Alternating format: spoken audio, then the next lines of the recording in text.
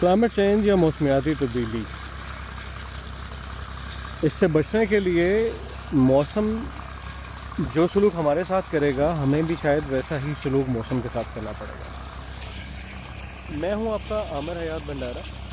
اور آج ہم بات کریں گے کہ ہم کلائمیٹ چینج یا موسمیاتی تبدیلی کے اثرات کو کس طرح سے ریورس کر سکتے ہیں یا کم کر سکتے ہیں۔ دیکھیں، جب بھی ہم کلائمیٹ چینج یا موسمیاتی تبدیلی کی بات کرتے ہیں تو سب سے بڑا امپیکٹ والا شعبہ زراعت نظر آتا ہے،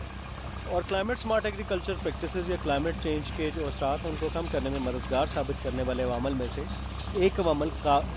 کاربن فارمنگ بھی ہے۔ زراعت کی جب ہم بات کرتے ہیں تو کاربن فارمنگ شاید سب سے زیادہ بہترین مددگار ثابت ہو سکتا ہے۔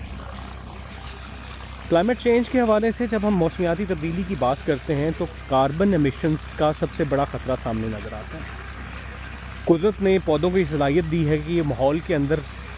ارد گرد گھومنے والی کاربن ڈائی آکسائڈ کو اپنے اندر جذب کر لیتے ہیں، اور اس کاربن ڈائی آکسائڈ کو اپنے ساتھ ساتھ جڑوں کے ذریعے زمین کے اندر بھیج دیتے ہیں، جو کہ 40% حصہ اس کا زمین کے اندر یا سوائل کے اندر موجود فنجائی، نیماٹوڈ اور بیکٹیریا کی خوراک کا سبب بنتا ہے، اور یہ خوراک سوائل کے اندر موجود رہنے کے بعد ڈیکمپوز ہو کے اور نامیاتی مادہ بن کر ہماری ہونے والی فصلوں اور آنے والے وقت میں خوراک کی حفاظت کی ضامن ہوتی ہے۔ یہ میں ایک مکئی کے کھیت میں کھڑا ہوں، اس میں سے اس کے پودے اس کے اندر سوکھ کے پڑے ہوئے ہیں، جس میں سے ہم نے چھلی نکال لی ہے، اور وہ سامنے کھڑی ہوئی مشین کے اندر ہم دانے ان چھلیوں کے شل کر رہے ہیں۔ اب ایک صورت یہ ہے کہ ہم اس کھیت کو اور ان سوکھے پتوں کو اور پودوں کو آگ لگا دیں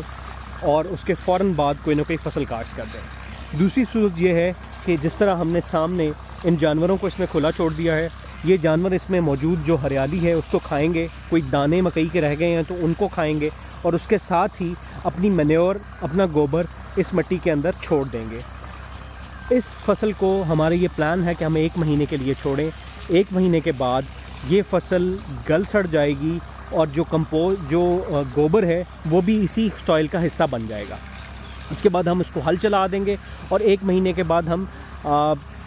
متوقع طور پر آلو کی فصل تھوڑی جلدی کاشت کر دیں گے، جس کا نہ صرف ہماری کاربن جو ایمیشن ہے اس کے اوپر پڑے گا فرق، کیونکہ ہم نے اس کو کم از کم 1.5 مہینے کے لیے نو ٹل کے اوپر چھوڑ دیا ہے۔ ہم اس کو کاشت نہیں کریں گے، جس سے کاربن کی ایمیشن نہیں ہوگی، اور ایک فصل جو اس کے بعد لگے گی اس میں شاید متوقع طور پر ہمیں کچھ نہ کچھ حصہ کھاد اور خوراک کا قدرتی طور پر میسر آ جائے، جو کہ ہم بعد میں کیمیکل والی چیزیں ڈالتے ہیں، جس سے ایک سسٹینیبل فارمنگ اور سسٹینیبل ایگریکلچر پریکٹس میں اضافہ ہوگا۔